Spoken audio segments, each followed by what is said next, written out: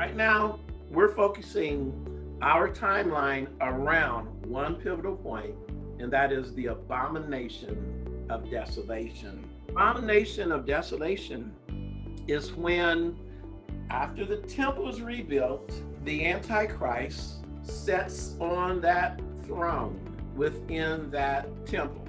And he makes himself to be God in his own mind.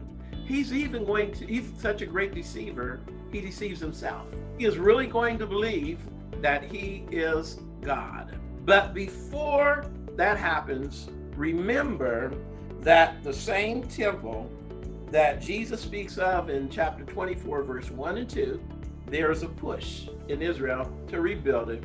Not until it gets rebuilt can Jesus return to earth, because there's things that have to happen between the abomination of desolation and his second coming to earth.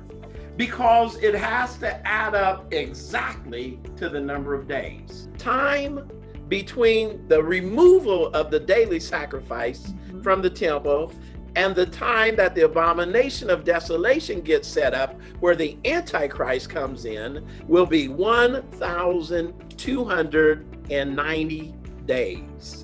He says, but I'm going to have two witnesses. God's two witnesses preach against what's going on 42 months, 1,260 days.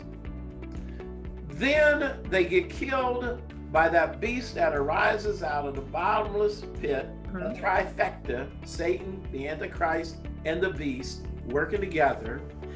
But while their bodies are lying in the streets of Jerusalem and people start sending gifts to each other all over, even the nations around the world get to watch as their bodies are lying in the streets of Jerusalem. 2,000 years ago, John was seeing what to us is very simple now, just satellite TV.